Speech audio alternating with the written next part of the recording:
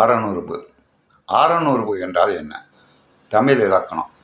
அதாவது தற்கிழமை, பிரதின்கிழமை, செய்யுட்கிழமை, 3 பிரிவு இருக்குது ஆறநூறுபுனா. அதாவது தற்கிழமை, பிரதின்கிழமை, செய்யுட்கிழமை. இது தன்னுடைய இருப்பது, தன்பொருள். கிழமை என்றால் உரிமை என்று அர்த்தம். முருகனா குறிஞ்சி கிழவனுங்கிறான், மலைகளுக்கு உரியவன். இன்னைக்கு வீட்டில் வயசானவங்க இருந்தாலும் கிழவனுங்கிறான். அந்த கிழவனுக்கு உரிமை உண்டு எல்லார் மேலேயும், தன் மனைவி, மக்கள், பேர குழந்தைகள். புரியுங்களா? இது கிழமை என்றால் உரிமை என்ற அர்த்தம். சரி, தற்கிழமை என்றால் என்ன? அதாவது என்னிடமே இருக்கும், அது என்னை விட்டு பிரிக்க முடியாது. இது தற்கிழமை. இப்போ என் கை இருக்குது, என் கால் இருக்குது, இது என்கிட்டயே இருக்கும். இதை எவனாலும் பிரிக்க முடியாது. புரியுங்களா? இதற்கு பெயர் தற்கிழமை. பிரிதின்கிழமை என்றால் என்ன? இப்போ என் கண்ணாடி இருக்குது, மாட்டியிருக்கேன். இந்த கண்ணாடி என் கூட இருக்க வரைக்கும் தான் என் கண்ணாடி. இதை எவனோ எடுத்துகிட்டு போயிடான், திருடிட்டு போயிடான் அந்த கண்ணாடியை. அப்போ அது அவனுடைய பொருளாகிறது. புரியுங்களா? அதுக்கு பிரிதின்கிழமை என்று பெயர்.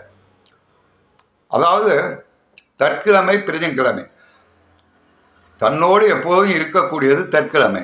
பிரிதின்கிழமை என்பது தன் கூட இருக்கும், அதை மற்றவன் எடுத்துகிட்டு போயிட்டால் அது அவனுக்கு சொந்தமாகும்.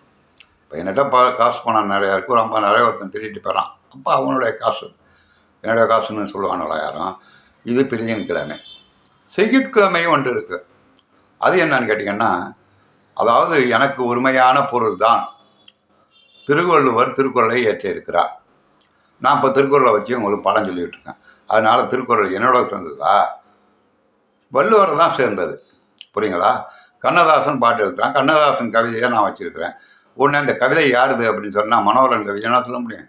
கண்ணதாசனுடைய கவிதை இதான் நான் வச்சுருக்கேன். இதற்கு பெயர் செய்தவனுக்கு தான் அந்த உரிமை உண்டு, செய்யுட்கிழமை என்று பெயர். இந்த அறங்களுக்கு எல்லாம் தலைவன் யார்? கடவுள். இயற்கையிலே குறிஞ்சி, முல்லை, மருதம், நெய்தல், பாலை, இயற்கை நிலங்களை படைத்தவன் யார்? கடவுள். இயற்கையை படைத்தவன் கடவுள். இந்த இயற்கையில் கிடக்கிற அற ரகசியங்கள் எல்லாருக்கும் யாருக்கு சொந்தம்? கடவுளுக்குத்தான் சொந்தம். அதுதான் பொறிவாயில் ஐந்தவைத்தான் பொய்தீர் ஒழுக்க நெறி நின்றார் நீடு வாழ்வார். ஆறநூறுபு பரிமேலழகர் உரை இலக்கணம். இந்த ஆறநூறுபுனா தற்கிழமை, பிரதின்கிழமை, செய்யுட்கிழமை என்று 3 வகைப்படும். தமிழ் இலக்கணம். இதெல்லாம் நீங்கள் புரிஞ்சுக்கணும். இந்த உலகத்தில் உள்ள அறரகசியங்களுக்கு எல்லாத்தையும் படைத்தவன் இறைவன், அவனுக்கு தான் அது சொந்தம். அதனால அது செய்யுட்கிழமை. இது